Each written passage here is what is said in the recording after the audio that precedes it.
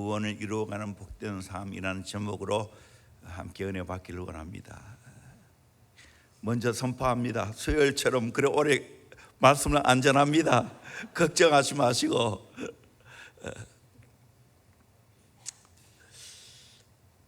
사랑하는 성도님들에게 질문하겠습니다. 여러분은 구원을 받았습니까?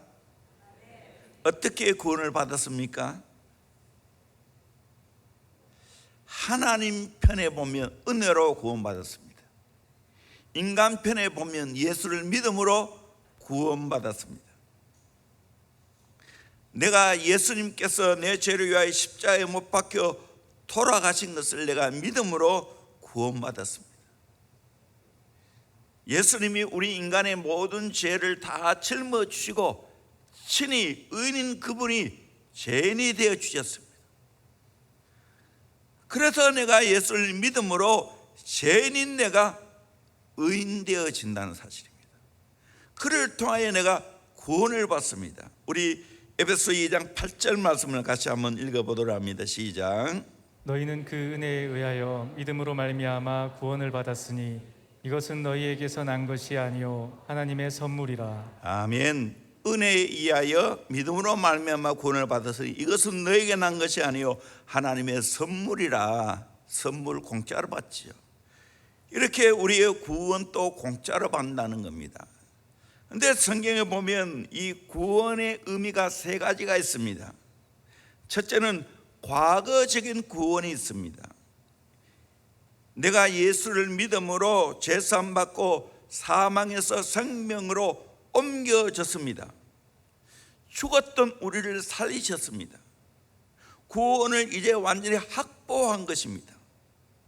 과거에 이미 예수를 믿는 순간 완성되어졌습니다. 쉽게 표현해서 천국 가는 열차 티켓을 확보해 놓았다는 겁니다.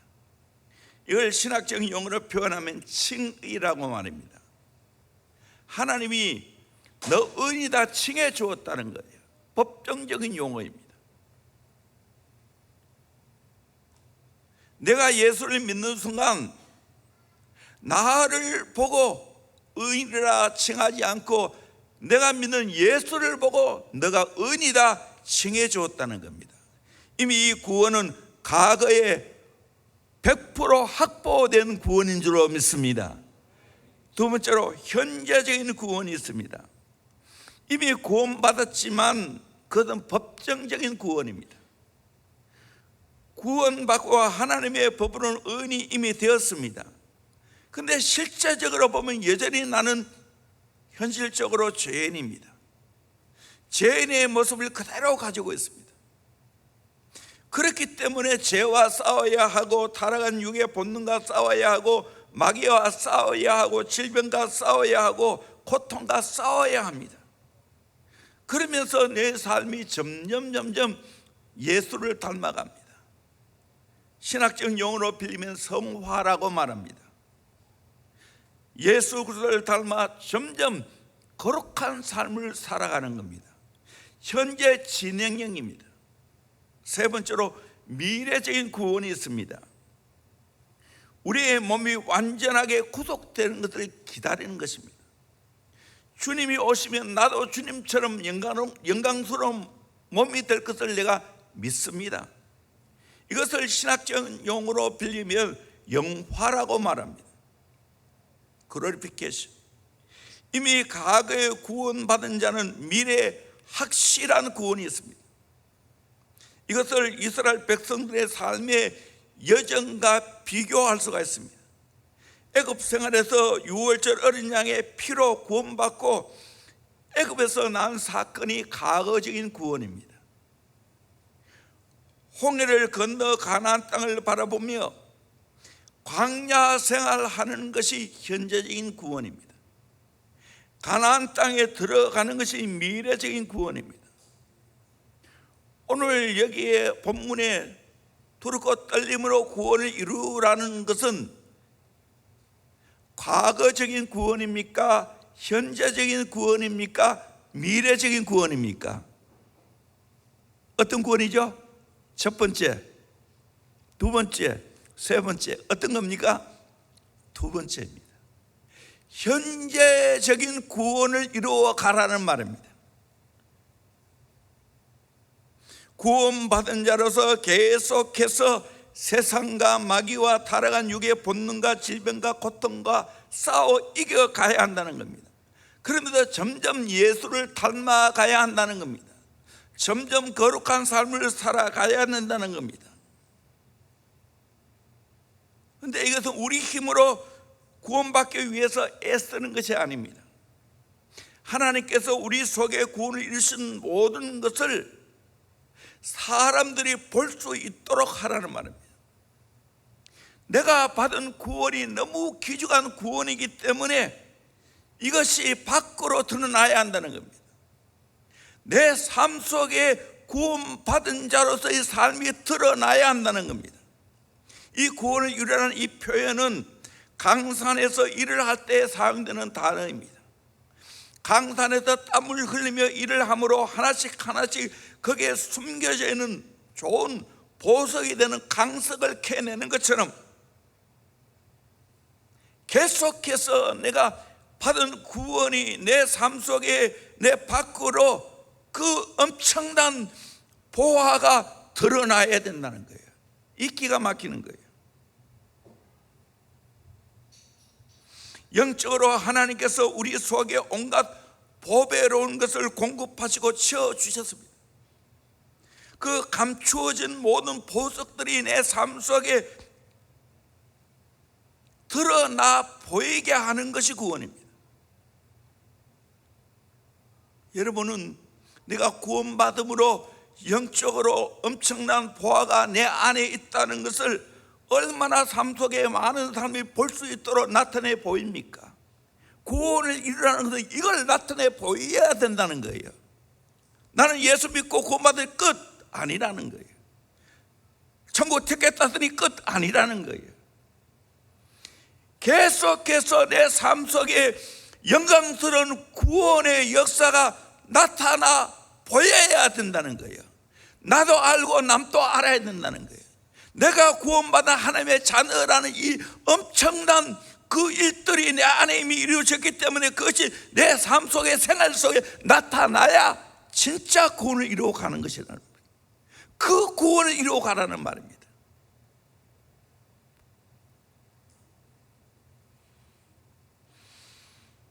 이것을 많이 나타내 보이면 보일수록 내 삶을 통해 사람들이 감동받고 예수 믿고 싶어 합니다. 이 진짜예요. 그러니까 기가 막히는 거예요. 한번 구원받는 것으로 끝나는 게 아니고 내 삶 속에 끊임없이 내 안에 온갖 변화와 온갖 하나님의 축복이 드러난다는 거예요. 그것을 나만 아는 게 아니라, 나만 깨닫고 경험하는 게 아니라 모든 사람들이 그것을 보게 된다는 거예요. 이 구원이라는 거예요. 이 구원의 역사가 여러분의 삶 속에 나타나기를 주의 이름으로 축원합니다. 이 구원을 이루어 가라는 말이에요. 이 구원을. 나도 신비롭고 구원의 역사가 내 삶 속에 나타나는 그 엄청난 것을 사람들이 보게 될 때 감동을 받는 겁니다. 가장 가까운 내 가족들의 구원의 역사가 이루어지는 것을 봐야 합니다.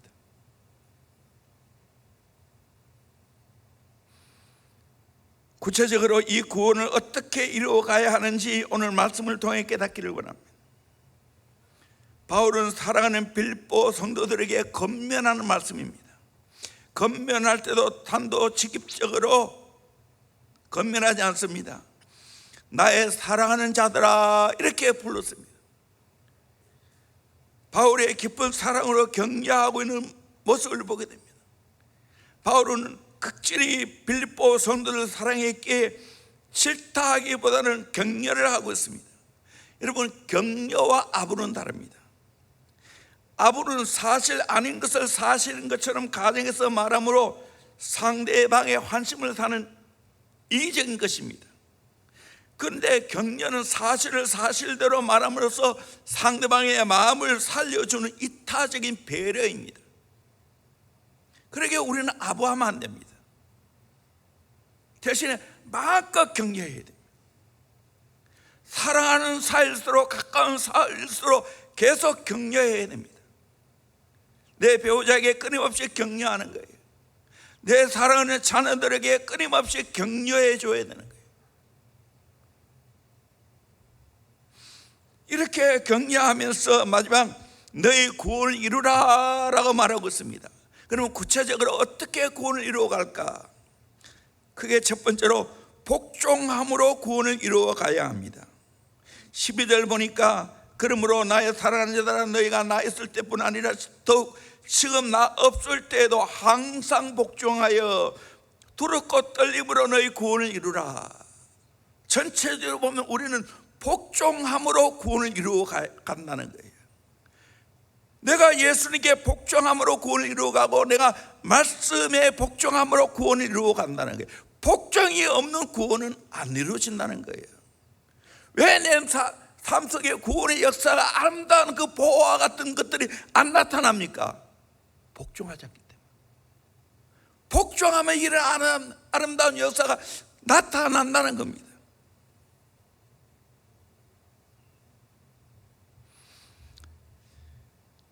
바울이 전한 이 복음에 대한 복종입니다. 주의 종에 대한 복종이고 성도 간의 복종을 말합니다. 이것이고 하나님께 대한 복종입니다. 세상에서 제일 불쌍한 사람이 어떤 사람인가? 복종의 미덕을 깨닫지 못하는 자입니다. 복종하는 것이 마치 자기가 무시되고 짓밟힌다고 착각하는 사람이 있습니다. 잘못된 생각입니다. 진짜 올바른 것들에 대해서 올바른 너무 존귀한 자에게 복종하면, 존귀한 말씀에 복종하면 놀랍게도 그분의 모든 환대와 그분의 모든 사랑을 내가 다 받게 됩니다. 복종하면 참 행복을 누립니다. 복종하는 대상에게 모든 은총과 도움과 사랑을 받게 됩니다. 그러므로 우리는 복종함으로 구원을 이루어 간다는 것을 기억해야 됩니다. 복종함으로 성화되어져 가는 겁니다. 구체적으로 어떻게 복종해 가야 되는가? 첫째는 예수님처럼 복종해야 됩니다. 12절 3절 그러므로 나의 사랑하는 자들아 그렇게 말하지. 그러므로 결론적인 어구입니다. 이 말은 우리 빌립보서 2장 1절부터 11절까지 예수님의 삶을 쭉 이야기하고 있습니다. 하나님 아들이신 그분이 철저하게 하나님께 복종함으로 말미암아 끝까지 낮아질 때 더 이상 낮아질 수 없을 만큼 낮아짐으로 말미암아 100% 완전히 복종함으로 말미암아 존귀한 자가 되었다는 거예요. 그러므로 이 말은 너희들은 예수님처럼 복종하라는 말입니다.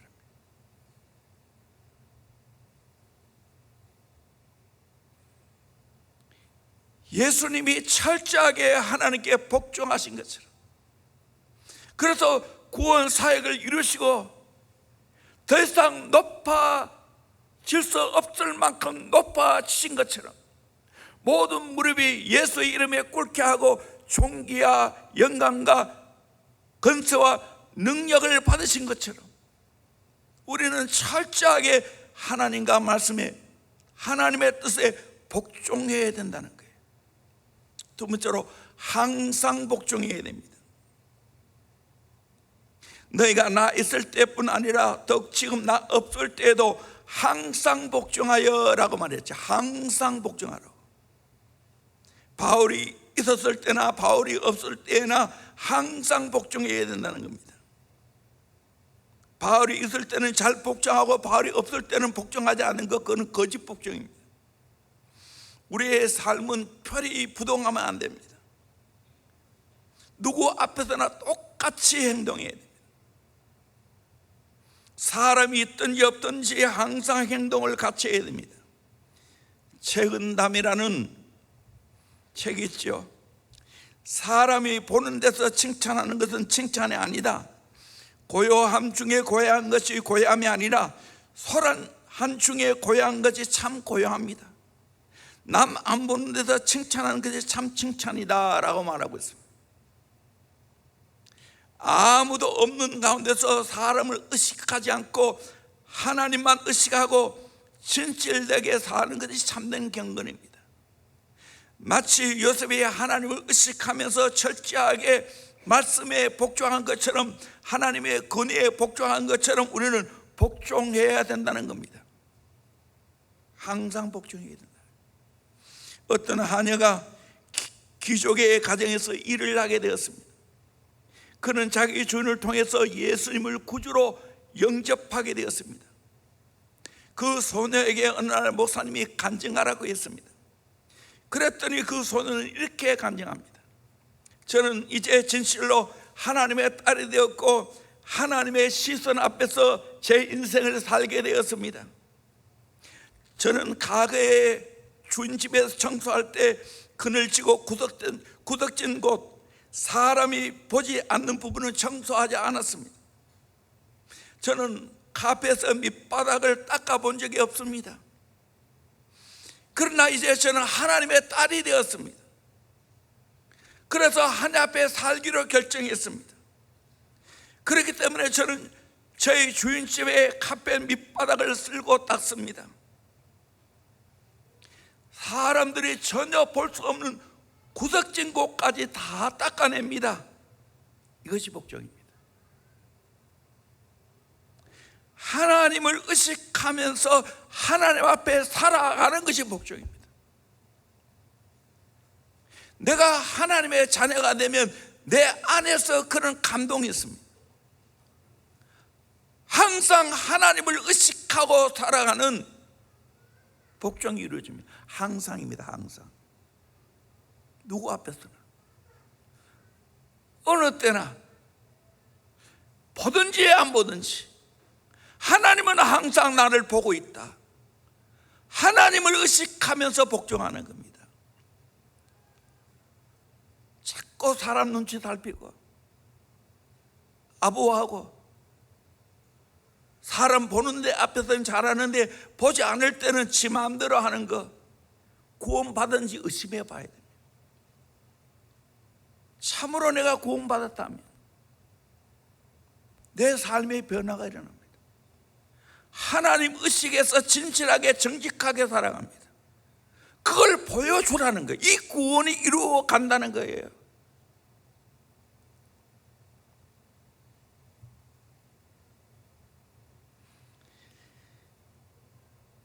하나님께 복종하는 것은 노예적인 복종이 아닙니다. 기쁨으로 차원하여 복종하는 겁니다. 예수님처럼 항상 복종하면서 내 삶 가운데 구원을 이루어 가야 됩니다. 예수님을 사랑하는 마음이 있으면 복종이 하나도 어렵지 않습니다. 주님이 나를 사랑하는데 나도 변함없이 주님을 사랑하면서 복종하지요.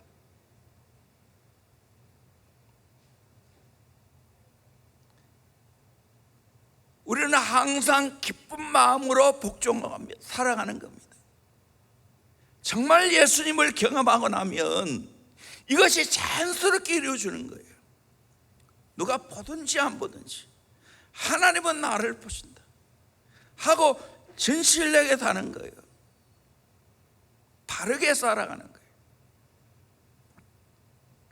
세 번째로 두렵고 떨림으로 구원을 이루어 가야 됩니다. 하반절의 12절, 두렵고 떨림으로 너희 구원을 이루라, 그렇게 말했어요. 두려움에는 여러 가지 두려움이 있습니다. 진노를 두려워하고 형벌을 두려워하는 두려움이 있습니다. 그런가 하면 사랑에서 오는 두려움이 있습니다. 여기서 말하는 것은 후자입니다. 하나님을 경외하고 하나님을 사랑하는 가운데 오는 두려움입니다. 내가 죄를 지을까 두려워 떨고 내게 맡겨준 일을 나의 연약함 때문에 감당하지 못할까 두려워하는 것, 이것이 바로 성경이 말하는 두렵고 떨림으로 구원을 이루어가는 겁니다. 성경이 말하는 두려움은 폭군 앞에서 어찌할 줄 몰라 벌벌 떠는 그런 떨림이 아닙니다. 종이 주인의 호령 소리를 듣고 무서워 떠는 그런 두렵고 떨림이 아닙니다. 이것은 더 이상 존경할 대상이 없을 만큼 가장 사랑하는 하나님 아버지 앞에서 내 마음의 옷깃을 여미면서 두려워 떠는 겁니다. 이런 떨림을 가졌던 사람이 다윗입니다. 이런 떨림을 가졌던 사람이 아브라함이고 요셉입니다. 이 시대의 가장 큰 비극은 마음의 옷깃을 여밀 만한 존경할 스승이 없다는 겁니다. 우리 젊은이들이 겪는 비극 중에 비극이라 생각이 됩니다. 그런데 하나님을 바로 알면 이런 대상이 생깁니다. 하나님을 향하여 늘 두렵고 떠는 마음으로 복종합니다. 행여나 내가 하나님의 뜻을 어기지는 않을까? 내가 말씀대로 살지 못하지는 않을까 하는 복된 두려움입니다. 이 두려움이 나를 거룩하게 만드는 겁니다. 요셉이 하나님을 사랑함으로 보디발의 아내가 그토록 유혹해도 두려워 떨며 범죄하지 않았습니다.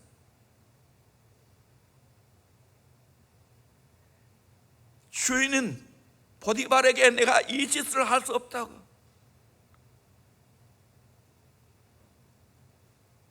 하나님 앞에 내가 어찌 이 죄를 범하리요, 득죄하리요, 고람되어 하나님 앞에 두려워 떨면서 그 모든 유혹을 물리쳤습니다. 오늘 여러분, 진짜 내가 하나님을 사랑하고 말씀을 사랑하면 두렵고 떠는 마음으로 죄를 끊어냅니다.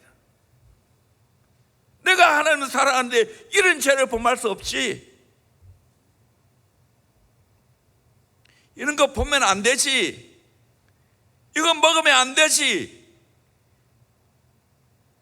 이런 장소에 가면 내가 안 되지 하고 두렵고 떠는 마음으로 복종하는 겁니다.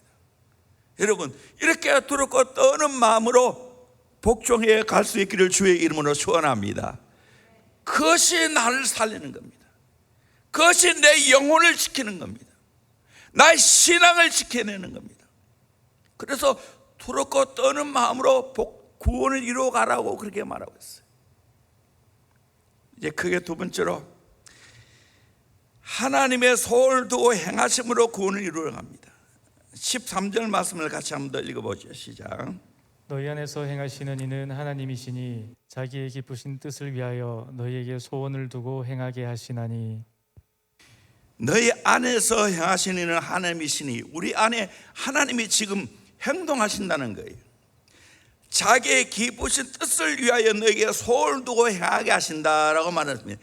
행하신다는 이 말은 에네르곤이라는 말인데 에너지와 관계가 있는 겁니다. 힘이죠. 하나님께서 강력한 구원의 에너지를 공급해서 효과적으로 구원을 이루어 가신다는 거예요. 나는 내 안에 소원을 두고 행하시는 그분의 에너지를 따라, 그분의 강력한 역사를 따라서 내가 순종하기만 하면 구원을 이루어 간다는 거예요. 그래서 우리의 구원은 진행형으로 계속 이루어 가는 거예요. 계속 죄 가운데 구원을 받는 거예요. 계속 세상의 유혹에서 구원을 받아가는 거예요. 진행형이 진행형. 한 번으로 끝내는 게 아니에요. 계속해서 구원을 이루어가는 거예요. 내 힘으로 구원을 이루어가는 게 아니고 내 안에 강력한 성령의 에너지, 강력한 성령의 소원을 따라서 살면 구원을 이루어간다는 거예요. 얼마나 놀라운 일이에요. 세상의 모든 종교는 너가 구원을 이루어가라 그렇게 말해요. 근데 우리가 믿는 기독교는 그게 아니에요. 내 안에는 성령의 에너지를 통해서 강력한 하나님의 능력으로 구원을 이루어가는 거예요. 나는 그 따라 순종하기만 하면 되는 거예요. 나는 인간적으로 연약한 자이기 때문에 구원을 이루어갈 수가 없습니다. 하나님 다 알고 계셔요. 그러게 하나님이 내 삶을 주도해 간다는 거예요. 그래서 12절 말씀이 인간의 책임이라면, 구원을 이루어 가라 하는 인간의 책임이라면 13절 말씀은 하나님의 절대 주권입니다. 이 두 가지는 분리할 수 없어요. 우리 성도는 100% 인간의 책임을 인식하고 책임을 감당하면서도 100% 하나님의 절대 주권을, 절대 능력을 인정하고 믿어야 됩니다. 인간의 책임 50%, 하나님의 주권 50%, 그렇게 해서 구원을 이루어가는 게 아니라는 거예요. 둘 다 100%라는 거예요. 흔히 사람들이 칼빈주의를 잘 모르고, 우리 장로교는 칼빈주의지요. 하나님의 절대 주권만 강조하고 인간의 책임을 무시한다고. 알미니안주의, 감리교죠. 거기는 인간의 책임을 강조하고 절대 주권을 또 하지 않는다고. 아니에요. 진짜 칼빈주의는 100% 인간의 책임을 말하고 100% 하나님의 절대 주권을 인정하는 거예요. 하나님의 절대 주권을 강조하고 인간의 책임을 무시하면 숙명론에 빠집니다. 숙명론. 바로 이슬람 회교 사회가 바로 이런 사회입니다. 잘 아는 인샬라, 무슨 말이에요? 알라의 뜻이라면 그렇게 될 수 없다고 생각하고 그냥 넘어갑니다. 방임합니다. 가난하게 되는 것도 인샬라, 약속 시간을 어기는 것도 인샬라, 짐승처럼 비참하게 사는 것도 인샬라, 알라의 뜻으로 그렇게 되었다고 하는 거예요. 인간의 책임이 없는 거예요. 성경은 그렇게 말하지 않습니다. 반대로 인간의 책임만 강조하고 하나님의 절대 주권을 무시해서도 안 됩니다. 이렇게 되면 하나님을 신뢰하는 마음이 사라지고 교만한 생각이 듭니다. 내가 잘나서 그렇게 되는 겁니다. 그래서 최고로 위험한 사람이 자수성가한 사람이에요. 자기가 잘나서 자기가 능력 있어서 성공했다는 거예요. 우리는 신수성가를 해야 됩니다. 하나님의 은혜로 내가 성공하는 거예요. 그러기에 우리는 가장 먼저 하나님의 절대 주권을 믿으시기를 주의 이름으로 소원합니다. 하나님이 나를 선택하시고 내 안에 성령님을 보내주어서 그렇게 소원을 두고 행하신다는 겁니다. 그래서 구원을 이루어갈 수 있다는 거예요. 하나님이 내 안에 그 힘, 에너지를 주셨고 나는 순종만 하면 됩니다. 예수님이 그렇게 하셨고, 그래서 항상 두렵고 떨림으로 구원을 이루어갈 수 있다는 거예요. 칼빈주의 5대 교리가 있습니다. 이것도 참 연구해 볼 만합니다. 첫째는 인간의 전적 부패, 인간의 전적 타락 말합니다. 인간은 100% 타락한 존재라는 거예요. 의가 하나도 없다는 거예요. 100% 폭삭 썩었다는 거예요. 두 번째로 무조건적인 선택입니다. 하나님이 내가 뭔가 해서 선택한 게 아니라는 거예요. 무조건적으로 하나님이 선택해 주었다는 거예요. 셋째는 제한적 속죄입니다. 많은 사람 중에 특별히 선택해서 그들을 속죄해 주었다는 거예요. 네 번째로 불가항력적인 은혜입니다. 내가 어떻게 한가할 수 없는 하나님의 은혜를 내게 부어주었다는 거예요. 그래서 내가 구원받았다는 거예요. 하나님의 자녀가 되었다는 거예요. 네 번째로 성도의 견인입니다. 궁극적인 구원입니다. 결국에는 궁극적으로 하나님께서 나를 구원해 주신다는 거예요. 이걸 영어로 TULIP 해서 튤립 로 그렇게 불려집니다. 그래서 그렇게 암기를 합니다. 전적 인간의 타락, 부패, 무조건적인 선택, 제한적인 속죄, 불가항력적인 은혜, 성도의 견인, 결국에는 성도의 견인에서 궁극적으로 구원받게 하신다는 거예요. 루터의 말처럼 하나님의 사랑은 대상을 찾아 헤매는 것이 아니라 대상을 창조하십니다. 사랑할 만한 자로 만들어 사랑하십니다. 내가 못하는 것을 하나님은 하게 하십니다. 내가 버리지 못할 때 하나님은 버리게 하십니다. 내가 살아가지 못할 때 하나님은 사랑하도록 만드십니다. 내가 기도하지 못할 때 하나님은 기도하도록 환경을 조성해서 기도하게 하십니다. 하나님의 소원은 낭만적으로 끝나는 게 아니라는 거예요. 행동적이다는 거예요. 행동까지 옮겨가도록 내 속에 부단히 소원을 두고 행하신다는 거예요. 하나님의 절대 주권을 가지고 주도적으로 행하신다는 거예요. 그걸 따라서 내가 구원을 이루어가면 된다는 거예요. 내 안에 놀라운 변화를, 놀라운 하나님의 축복을, 아름다운 예수님의 성품을 닮아갈 수 있다는 거예요. 구원받으면 이런 역사가 있습니다. 저도 돌이켜보면 20살에 진짜 본격적으로 내 안에 역사하기 시작했는데 오늘 세월이 흘러보니까 엄청나게 변화되어졌어요. 전에는 저와 싸워 못 이겨서 헤맬 때가 많았어요. 근데 이제 너끈히 이깁니다. 어떻게 그렇게 됐는가?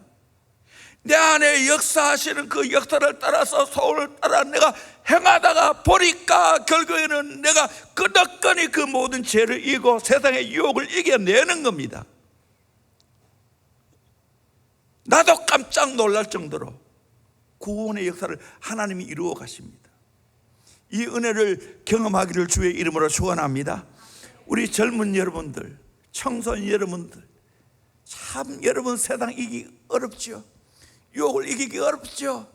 힘들지요.